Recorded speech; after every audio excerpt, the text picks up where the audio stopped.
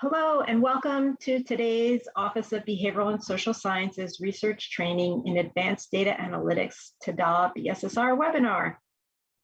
I'm Elizabeth Chinexi, and on behalf of OBSSR, I would like to thank you for attending today's webinar. Before we begin, here's a few logistical announcements. First, today's webinar is being recorded. All participants will be muted while our presenters are speaking. You may ask questions at any time during the presentation by using the Zoom chat feature. Simply click on the chat, type your question for everyone to see, and hit send. At the end of the presentation, we will we'll go through those questions and pose them to our speakers. Also, at the end of the presentation, if you prefer to ask your question verbally rather than put in the chat, we will ask you to use the raise hand feature. So click on the little hand raiser, and we'll call on you to unmute your mic and speak to Hannah and Lance. So two quick announcements. One, this will be recorded and uploaded to our YouTube channel probably in about 1 to 2 weeks. So you can check back at the original registration link and we'll see the archive link there. And secondly, this will be our last webinar for this season. We're going to take a vacation for the summer month and come back in September. So our next webinar in the series will be on September 16th. So stay tuned for that. And at this time, what I'd like to do is turn it over to my colleague, Aria Crump, who is the program official at the National Institute on Drug Abuse, also known as NIDA. NIDA is supporting the TADA-BSSR T32 program at Emory University that is being led by our two speakers today. So Aria, take it away.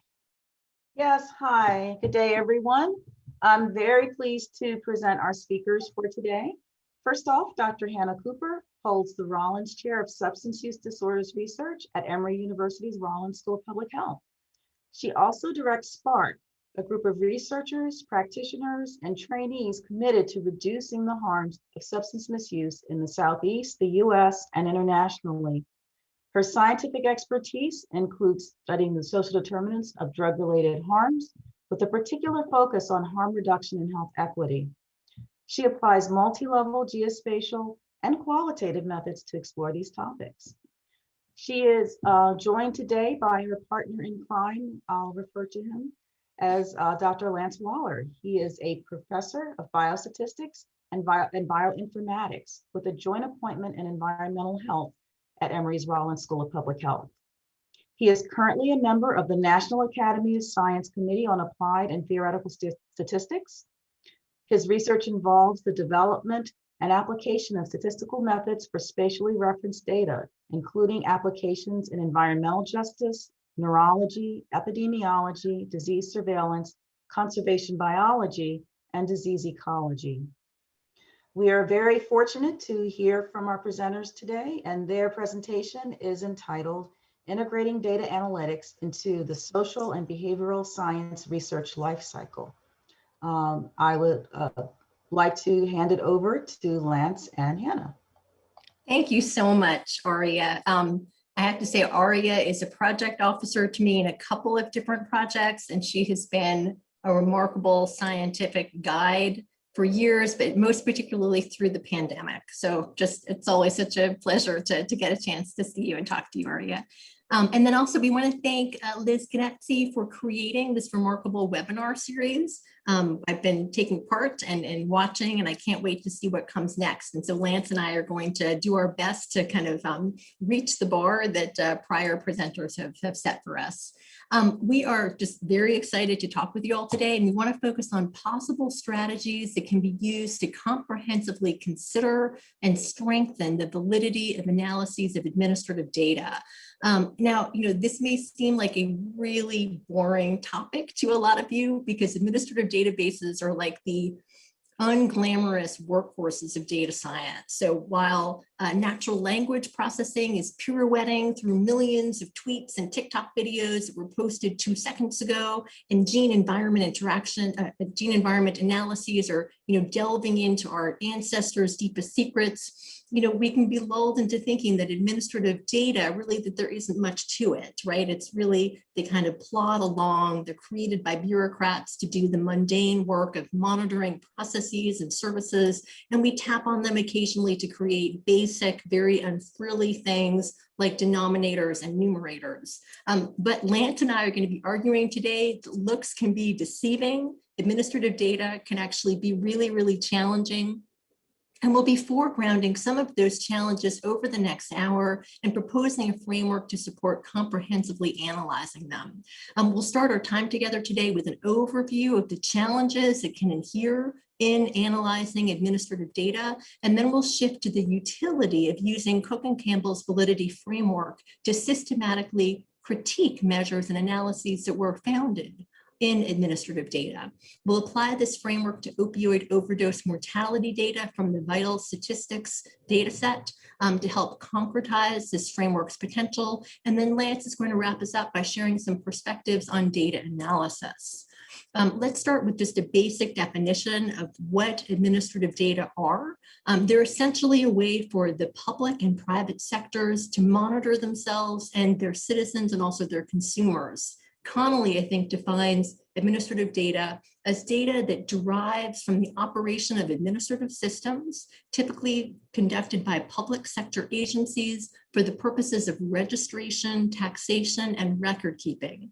Administrative data are often associated with the delivery of a service. Now, we asked our students in one of our T32 funded classes to develop a list of different kinds of administrative data that they have encountered. And for the public sector, they came up with surveillance data, voting records, tax records, EMR, Medicaid data, census data, and HUD data on public housing.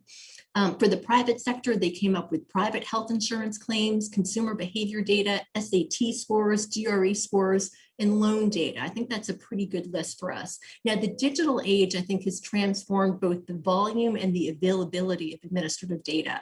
The diffusion of personal computers and cloud storage has allowed agencies and corporations to generate new ways to monitor themselves and their consumers that we just never had before.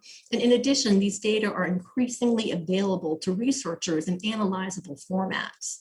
And I'll share just an anecdote of this sea change in the availability of administrative data. So way back in 2000, as part of my dissertation, I wanted to analyze New York City jail data to determine the incidence of a particular kind of injection-related endocarditis among people who were incarcerated. So I approached jail leadership about this possibility, and after many, many months of lobbying them, they finally gave me permission to access the data. So I, announced this to my committee, I announced this to our funders. I was so excited. I got IRB approval to get in and kind of analyze the data.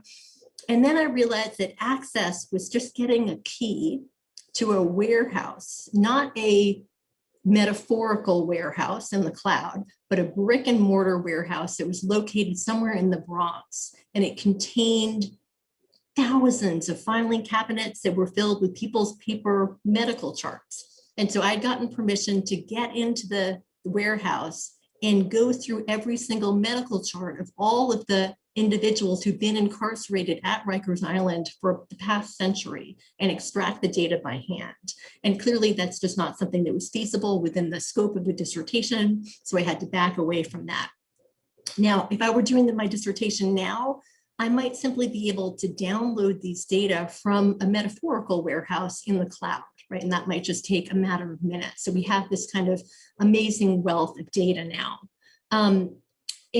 I think the hitch, though, is that even as we can access these masses and masses of data at the click of a link, those data have a lot of limitations. And I think we need to do a much better job of attending to those limitations comprehensively and systematically than we have done. Many papers, that analyze administrative data utterly fail to recognize their challenges, right? And fewer still try to rectify them. So if you, peruse analyses that have used census data, for example, to track racial ethnic inequities and health problems in geographic areas, you probably won't see a reflection on the large census undercounts of Black people or of undocumented people in the limitation section, nor will you see a discussion of the implications of these undercounts for the construction and interpretation of their key inequity metrics. Now, I also want to note that when our articles do consider limitations of administrative data, critiques are often really, really scattered, right? They don't cohere across papers. So you might have 3 papers that have all used census data to create tract level measures of poverty rates, right? One paper might note in its limitations section that the census undercount is going to affect their poverty rate measures in particular ways. Another might ignore the undercount, but focus on whether federal poverty lines are a meaningful way to assess deprivation. They're not, but that's a whole other story. And another might ignore both of these problems and instead focus on whether census tracts are reasonable approximations of subjectively meaningful neighborhoods. Each of these points is really, really important, but this scattershot approach, I think, to the limitations of tract level poverty rate measures makes it really hard to step back and say, overall, what are the primary threats to the validity of analyses that use tract level poverty rate variables, right? What are those principal limitations, and how can we maybe collectively create strategies to address them, and potentially can we reach out to the agency that creates these measures and challenge them to do something differently, right, based on these known limitations. So as Lance and I and our colleagues at Emory have been working to build up our T32 pre-doctoral program, we've been collaborating to identify and develop a framework that would help us and our trainees and the field more broadly to systematically critique measures and analyses that are based in administrative data.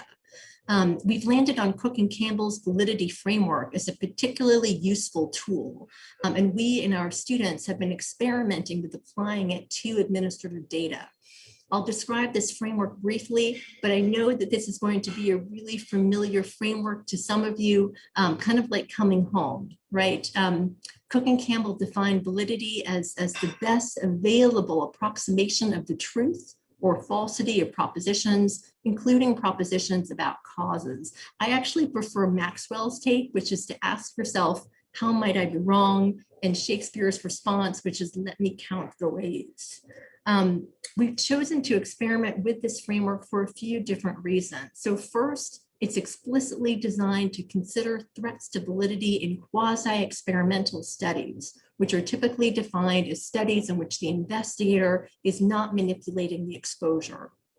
This is a typical design in studies analyzing administrative data when you might be studying how a state policy or neighborhood characteristic is related to rates of a particular health outcome in a particular geographic area, like a nation or a census tract. You're unlikely to be in the position of randomizing states to a particular policy, nor are you going to be randomizing individuals to live in particular neighborhoods with varying levels of poverty rates. And so quasi-experiments are really the norm in many analyses of administrative data.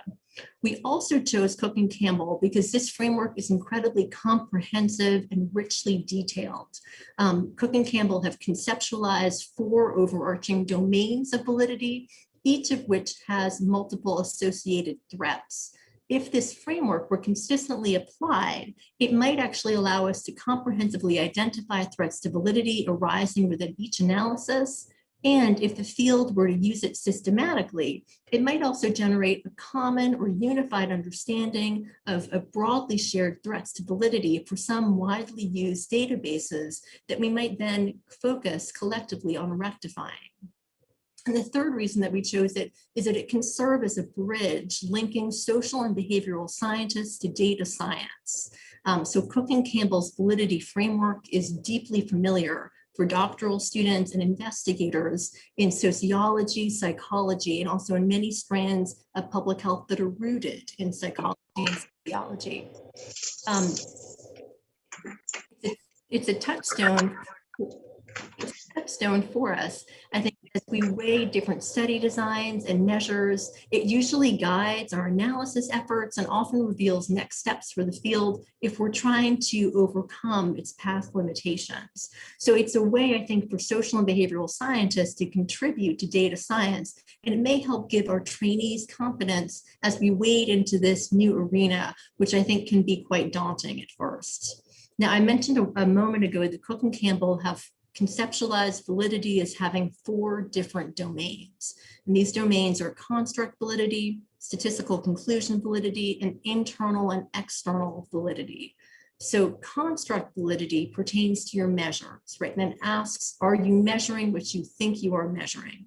Is our measure of the poverty rate in census tracts truly operationalizing our construct of area level deprivation? Statistical conclusion validity essentially pertains to whether X and Y truly covary. Internal validity refers to the extent to which there is a causal relationship from one variable to another. And then finally, external validity is simply generalizability, which most of you are going to be very familiar with. And that just captures the extent to which we can generalize conclusions about the causal relationship of X to Y to and across populations of people, settings, and also time. So each of these domains has got a long list of associated threats, right? I am not going to go through all of them because that would be extremely tedious. The threats are legion. Instead, I think I'm going to focus on particular threats using opioid overdose mortality surveillance data. I'll define each when we get to it, but I think it helps to concretize everything along with the definition when you're applying it to a particular case example. We chose opioid overdose deaths as our motivating example today for several reasons. First, these deaths are really important for public health. As you can see, they've been rising horrifically over the past few years in the US and also in many other countries. This is CDC vital statistics data. You can also see from preliminary CDC data that overdoses worsened quite dramatically during the pandemic shutdown. Opioid overdoses in this, the total is marked by the black line on the top of the slide. We also use it as our example because opioid overdose mortality is typically assessed using vital statistics data. And that's, of course, a form of administrative data. Many of us use these data, I think, without reflecting on their challenges, but there are a few people who have engaged with the challenges really, really deeply, and they've done a remarkable job of quantifying some of the challenges. And I think what we're doing here is we're going to be drawing on their work to provide a foundation around validity today. I apologize for our dogs in the background. Sorry.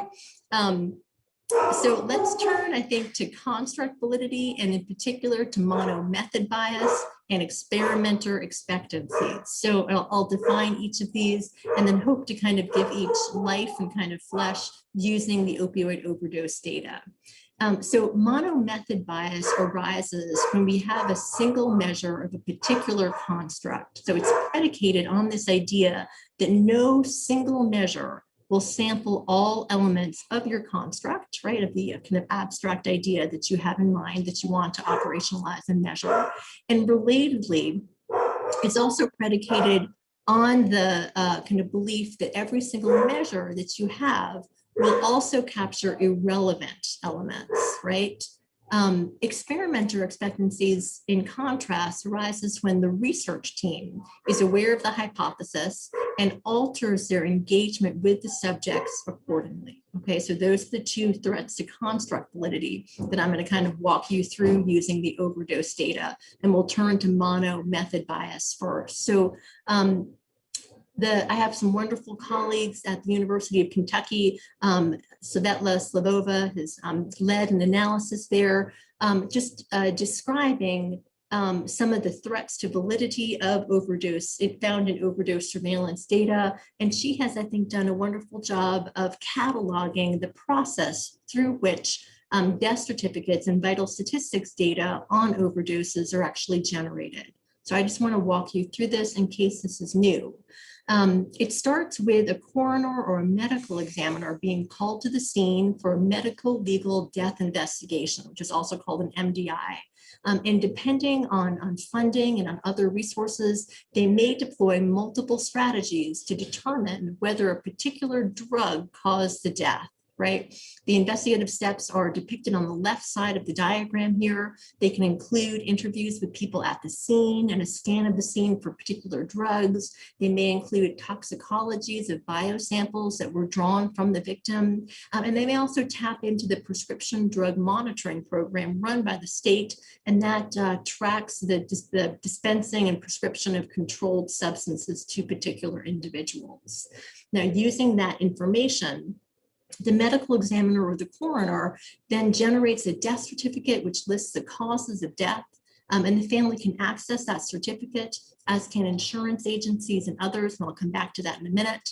In addition, the medical examiner or coroner will also report their conclusions to the state's vital statistics program, which will then report to the National Vital Statistics System at the CDC, and that's where most of us get our data on population level mortality rates.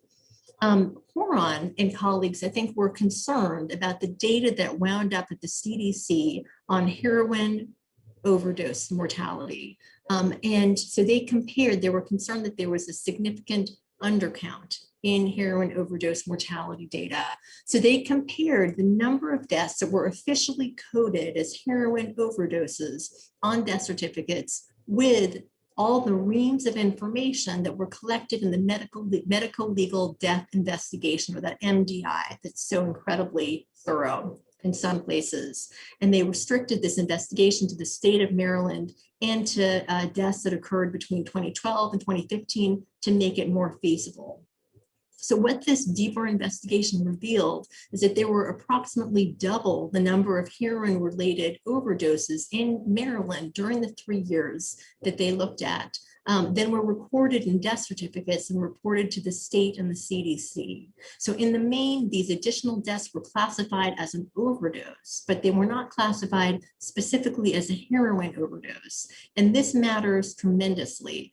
It matters because we use these data to decide what kinds of interventions we need to develop and implement. If most opioid-related deaths are from the diversion of prescribed opioid analgesics like OxyContin, then we might intervene at the level of prescribers and also at the level of people who are receiving the prescriptions.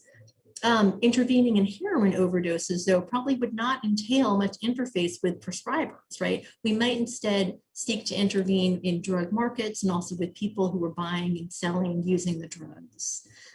So let's return to Cook and Campbell's concept of mono-method bias. So Horan and colleagues found that simply relying on a single measure, here the death certificate, is not going to be sufficient to accurately capture heroin-related overdose mortality.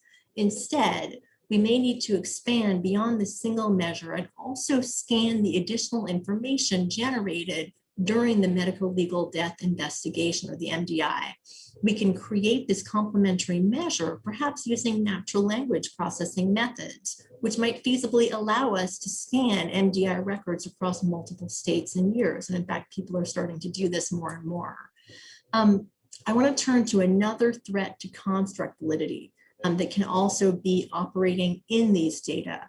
And this is experimenter expectancies, which, as you recall, refers to the research team being aware of the hypothesis and potentially altering their engagement with subjects accordingly. And here we're kind of stretching this a little bit. We're classifying the medical examiner or the coroner as part of the research team because they're charged with creating and entering the data. So I've been working for a few years now in rural areas. And one thing that's become apparent is that in these areas, medical examiners and coroners often know the overdose victims' families, right? So these are small communities. And the medical examiner or the coroner may be personal friends with families or might know them through work. So as a result, they can hesitate to record an overdose death accurately, right? Because they're trying to protect their family from stigma. Remember, the death certificates can be public. And also they're trying to make sure that the survivors can receive life insurance. Life insurance companies can access death certificates. And if someone died while they were committing a crime, the life insurance company can and will deny the payout to the families, right? So instead of recording a death as a drug overdose, medical examiners and coroners in rural areas might record the cause of death on the death certificate as respiratory distress, right, for an opioid overdose, or myocardial infarction for a stimulant overdose. They aren't lying, right? So when you die of an opioid overdose, it's typically from respiratory suppression, right? Or if you die from a cocaine overdose, it's typically from a heart attack, right? So they're not lying, but it is a bit misleading because the underlying precipitator is the drug. And those, I think, misleading data get reported to vital statistics at the state and then up to the CDC, and then they land in your cloud where you're actually analyzing the data. And that, of course, generates an undercount of overdoses in rural areas where medical examiners are likely to know other residents. So this is an example, I think, of experiment or expectancies, because the medical examiner or coroner is anticipating a particular consequence of their findings and then adjusting the data accordingly. Some states have actually tried to resolve this issue by adding a field to the state vital statistics data entry interface for suspected overdose, right? So this suspicion is not recorded on the death certificate itself, which life insurance companies can access. It's recorded in that particular interface with the state. And so it allows the state to better survey overdoses when the coroner doesn't want everyone to know that that was the cause. Now I want to turn to statistical conclusion validity. And in particular, I want to talk about the reliability of measures. And that threat to validity is defined as lack of standardization in the assessment of the construct across and within assessors. So as you can see on this slide, the medical legal death investigation has the potential to be extremely thorough with multiple different stages and data sources. And it is thorough in many major areas like New York City, Boston, San Francisco, Chicago. You get all the bells and whistles if you die in one of those jurisdictions. But there just isn't funding for all these different steps in many areas. And in those areas, there might not be any investigation that stretches above and beyond a cursory glance at the scene for evidence of a needle or a bag of heroin or a pill stash. In addition, there are differences in the comprehensiveness of death scene investigations according to whether a medical examiner or a coroner is presiding over the scene, right? So those are two very different kinds of players who might control the scene. Medical examiners typically hold a medical degree, an MD. Coroners are elected officials and they may have no medical background, right? So as a result, Tote and colleagues have found that medical examiners are more likely to request a toxicology, right? So let's just hold constant the availability of toxicology, the funding for that. Medical examiners are more likely to request a toxicology than coroners, right? And so that means that the medical examiner is going to be in a better position to determine whether an overdose occurred at all. And they can also determine what was the substance that caused the overdose, right? That's a really important distinction. You can view this inter-investigator, inter-research team variation in the comprehensiveness of the medical legal death investigations as a kind of threat to statistical conclusion validity, because it points to variations across assessors, here medical examiners or coroners, in which kinds of data they gather to ascertain the cause of death. I want to wrap up with one final threat to validity, and that's instrumentation, which occurs when there's a change in the instrument itself that then affects the magnitude or the direction of the relationship between the putative exposure and the outcome. So the CDC is, of course, aware of the significant variations in the quality of opioid overdose death reporting and of overdose death reporting in general. So they released funding in 2016 and 2017 to try to improve ascertainment. One purpose of this funding was to increase the number of toxicologies that were done and to generally ensure that death scene investigations followed best practices that Svetla has outlined in that figure. So this is, of course, I think a really, really welcome change, but it may mean that we can't blithely compare rates of drug-specific overdose deaths before and after funding was released in the states that received the funds, right? So when we turn to these CDC surveillance data and we see a steep increase in synthetics around 2016, 2018, and also a possible decline in deaths from heroin and commonly prescribed opioids, it's hard to know how much of these changes are really happening and how much of these changes are due to better ascertainment of the drugs that are actually driving overdose deaths. So one possible solution might be to control for whether the state received this overdose funding, right? Another might be to control for the extent to which states actually follow best practices in overdose ascertainment. I think that there are a few directions that you could go here. I want to just close out with a couple of reflections. So, I think that Cook and Campbell's validity framework is highly promising, at least as it can be relevant for analyses of administrative data. It provides a structured way to think critically about measures and analyses that are created using those data. I think if it's applied consistently, it might allow us to develop a more systematic understanding of weaknesses of particular variables within widely used databases, like the overdose-related variables in vital statistics, and then collectively reflect on strategies that we could use to overcome these issues, maybe in how we model, how we create variables, how we model relationships, potentially drawing on complementary data sources like the full medico-legal report. It may also catalyze change in the way that these data are gathered originally. I think we found in our T32 class that it provides a nice bridge for social and behavioral science trainees to engage with big data and to bring their own expertise to the table.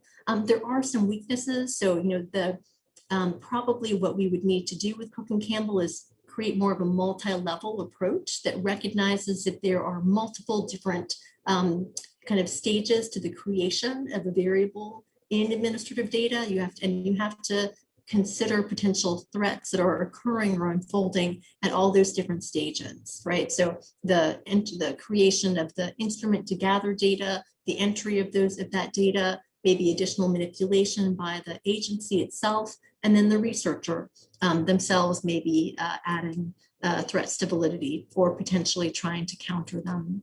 But for now, I think it's quite promising, and I'm really looking forward to any questions or thoughts you might have.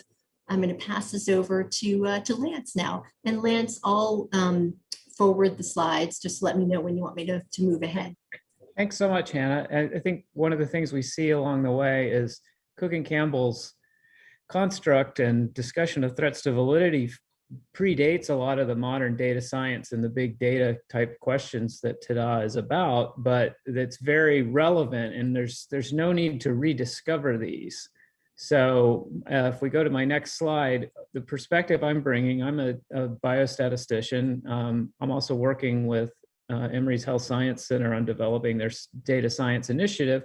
So we're flipping the coin from a person steeped in behavioral health talking about data science and statistics to a statistician talking about its applications to behavioral health. And the phrase data science, I think it's important that it goes both ways. The data generates and improves science, but science also feeds into the data. In the case of administrative data, a lot of data are collected for a variety of uses outside of science, but are useful in scientific studies themselves. So the next slide, please. This is a quote from Willie Sutton, who was a bank robber in the mid last century, and they asked why he robbed banks, and he said that's because that's where the money is. It may be an apocryphal story, but it kind of connects to a lot of what we do with data. Why do we analyze data? And a lot of us would say it's because that's where the information is. But the nature of the data we're working with has changed over time. So the next slide, please. Data in the past, and a lot of our textbooks were built this way, and a lot of us were trained this way, that data were expensive, and they were often, you often had to generate your own data. We've had administrative data for as long as people could write things down, I think, but what you were doing in the study was making some observations to plug in with those. So the goal was to get the most information out of the least amount of data that could give you an accurate result. So this is where sample size calculation comes from, and so on. What do I have to set my budget for to get a reliable answer? And the result was we had a whole bunch of tools developed for experimental design and statistical analysis. Experimental design is not just the statistics part, but it goes to the point of Ernest Rutherford, the biologist, saying if your experiment needs statistics, you ought to have done a better experiment. And so that total control over the setting to the point where the statistics was simplified. I think John Tukey once said the job of a statistician is to arrange the data so you don't have to be a statistician to understand it.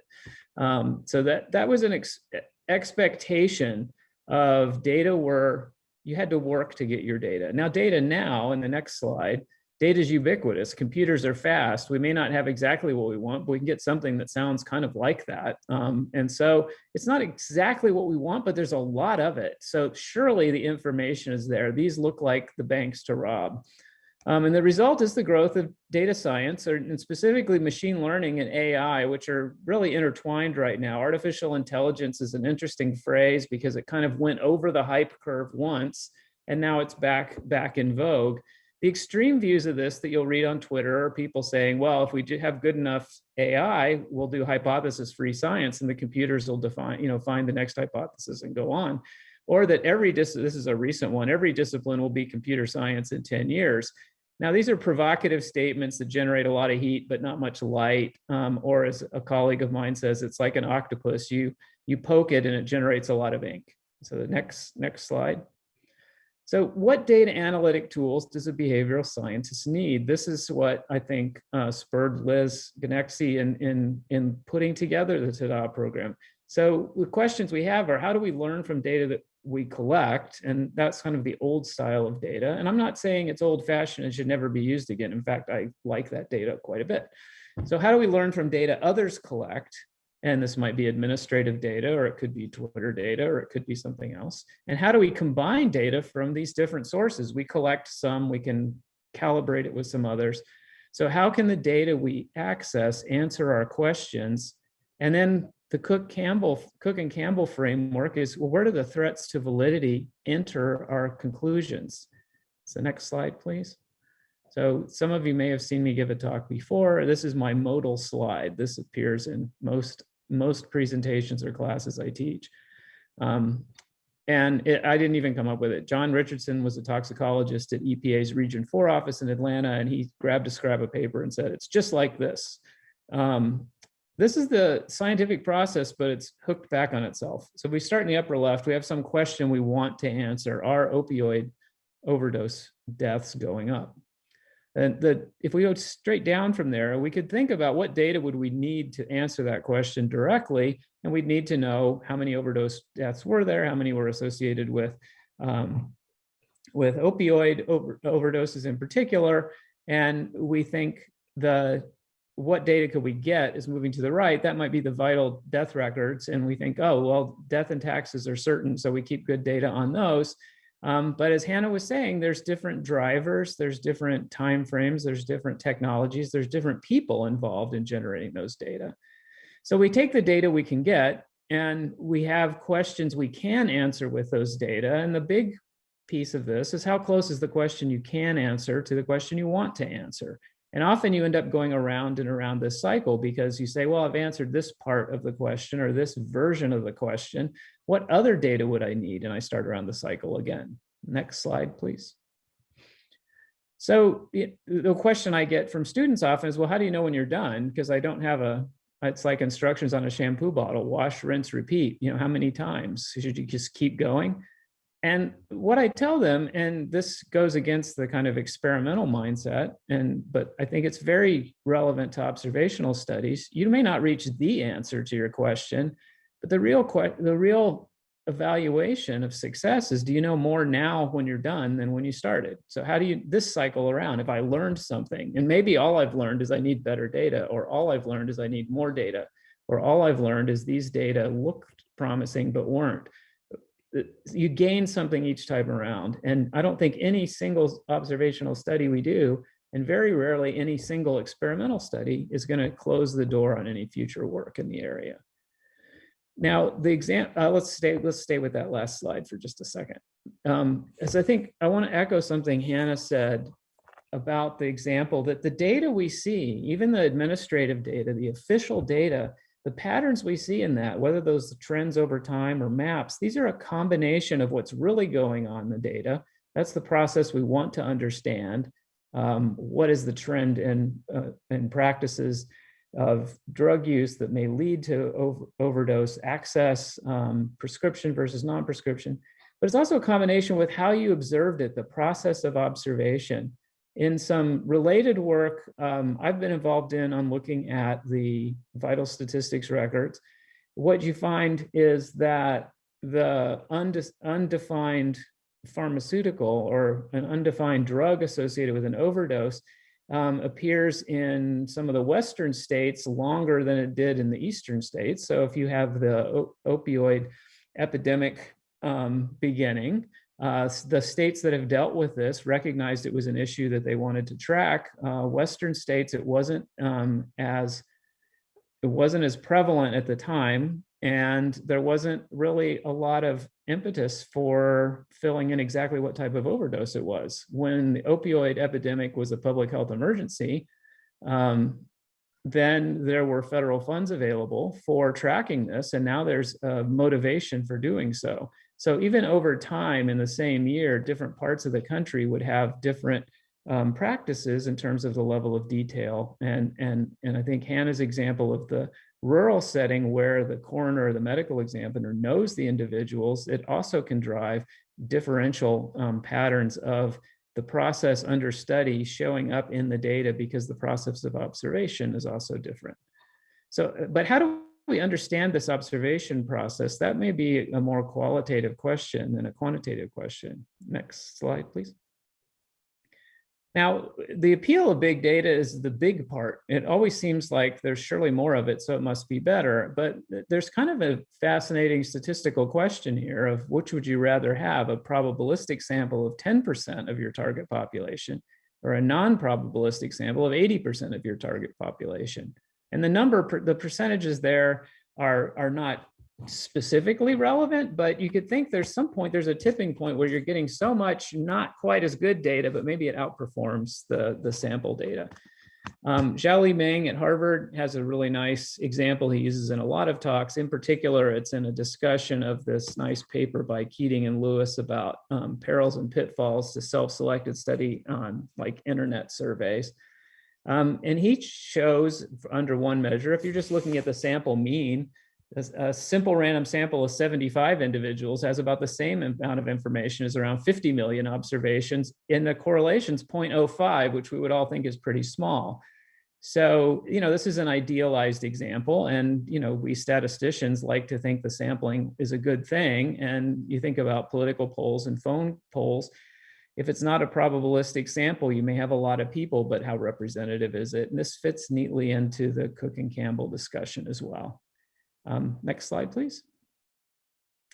So, is less data always better? Well, I'm not going to say that this, they'll take my statistician card away here, but simple random samples are an ideal and very hard to implement, of course. And benchmarks, like in the example above, are important, but they're often for idealized settings. So we don't want to throw out the big data, but how do we make good use of it? So I think the bottom line is today's behavioral scientists are going to work with multiple types of data, and they need a toolbox, both analytic and intellectual, the analysis tools and the ways to think about things that they can work in this kind of space. And like any toolbox, you have to have a respect for what can go wrong. I mean, one can drive a screw with a hammer. There's just a better tool for the job, and it may not bias things as much. So as one example, the Statistical Society of London, the predecessor of the Royal Statistical Society in the UK, was founded in 1834.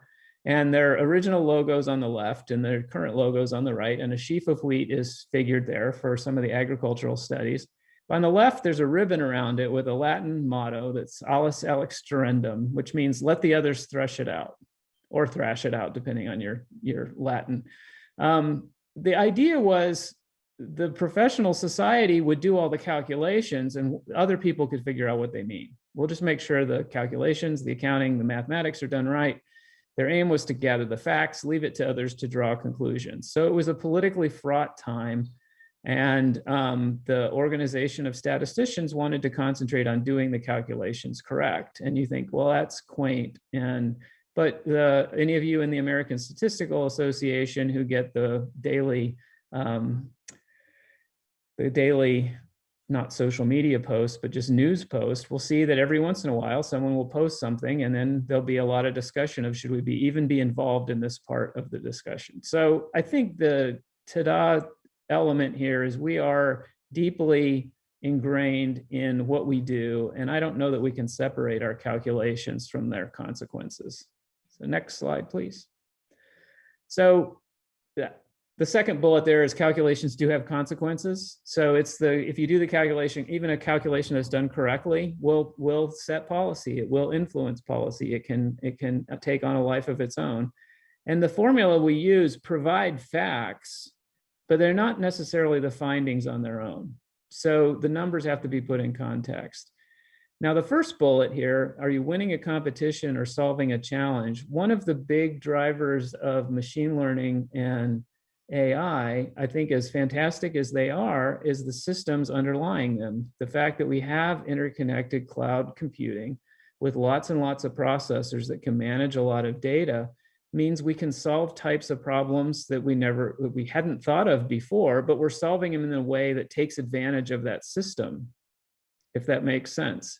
If you can put a lot of data in a place and you have a lot of free processors and have each one of them do a lot of little things, that's a certain way to answer questions. Now, it's a new way of answering questions, but it can still make some mistakes. And learning to quantify those and understand them and how often they happen is important.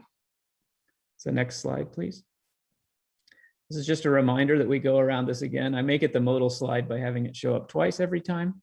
Next slide.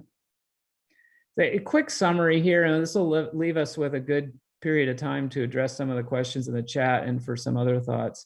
From my perspective as a data analyst, statistician, data science person, the Cook and Campbell framework was new to me as we put the proposal together and as we discussed with our class. So it predates the kind of data science thinking, but it provides a really valuable lens for putting data science to work in behavioral health. The patterns in the data reflect the patterns under study and the process of observation. I think Cook and Campbell gives us a whole set of questions to think about how the pattern under process interacts with the process of observation and how that might influence our conclusions and decisions we make. Errors and biases are going to happen regardless of what method we use. So understanding, categorizing them, and quantifying them is helpful in terms of, or even essential, to make the trip around the cycle a step forward and not a step backwards. Now, finding patterns, which is what we do a lot and what machine learning and AI can do on a very broad scale, a self-driving car is answering a lot of little questions. Some of those questions are straightforward. Sometimes patterns tell us a good story, and some patterns are not so clear. So if we see a map of opioid overdoses and one state kind of stands out, let's say it's a map of counties, and all the counties in one state either look higher or lower than the states around it. Something different is happening there. It may be due to the overdoses, but it may be due to the data collection or reporting process, or it may be a combination of both. Next slide, please.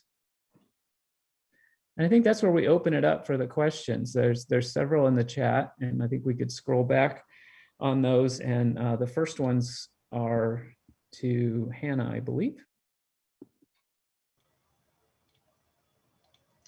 So yes, I'll jump on in here. And the first question that came through was specifically about the framework that Hannah was discussing. Is this framework applicable to observational studies?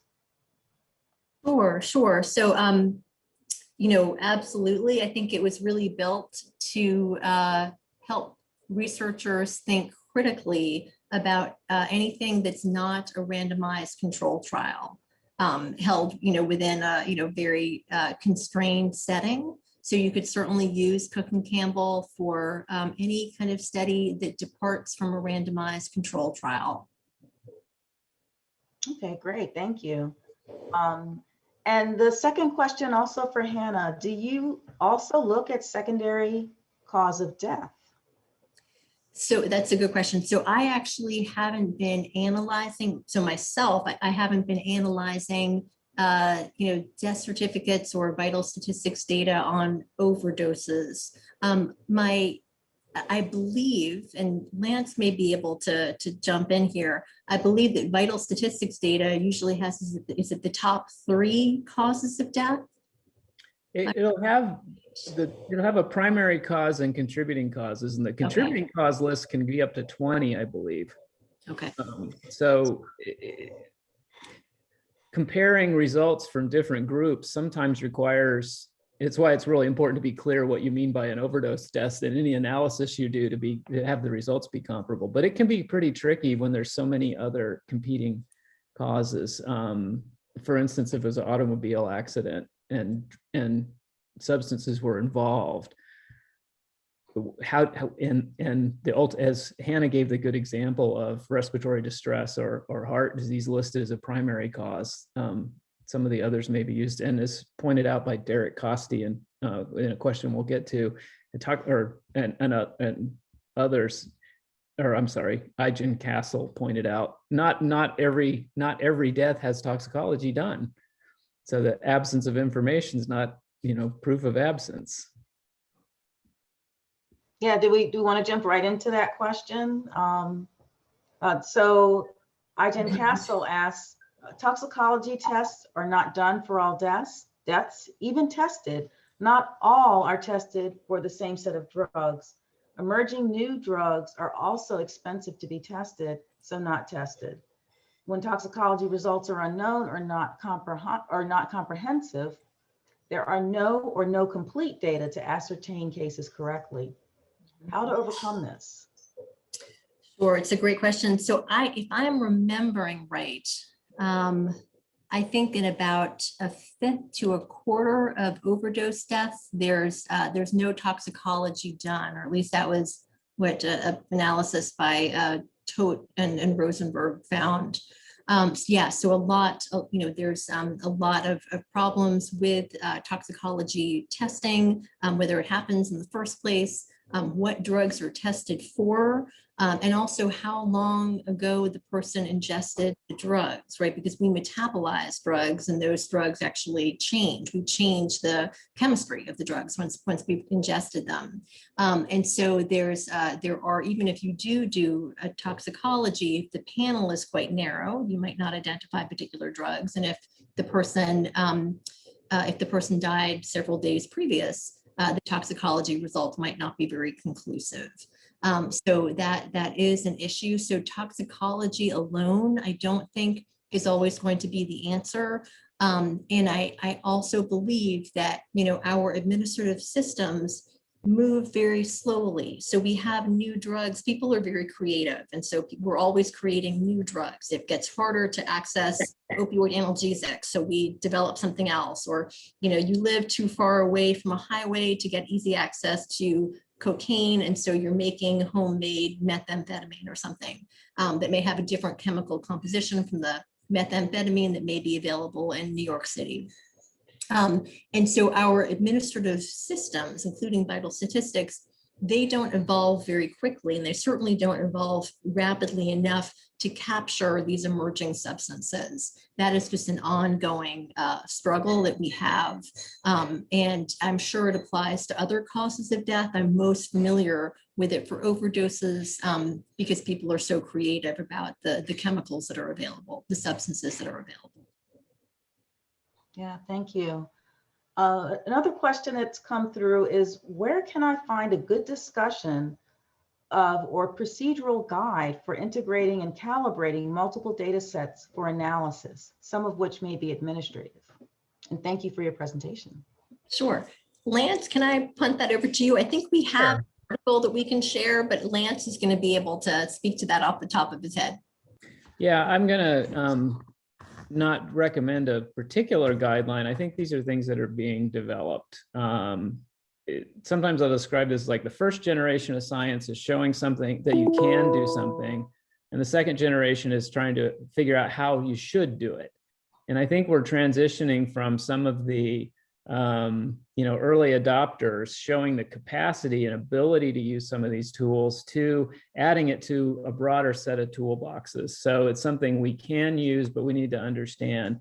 So it's an excellent question because it doesn't fit neatly into the mathematical statistics setting, but it's a very practical question that we're trying different things out on. I think one thing to remember is a lot of today's data science training is being done by people who aren't trained in a consolidated field of training of data science. We were trained in other different areas in computer science and mathematics and statistics and behavioral science. And so it's all coming together. I think it's a good time to look around for people who are being creative, but you have to be a kind of a cautious caveat emptor. You have to critically evaluate the costs and benefits associated with it. And I think things like the Cook and Campbell listing and other potential threats to validity, it's fascinating to see Cook and Campbell talk about causal, where causal inference is very, it's a big part of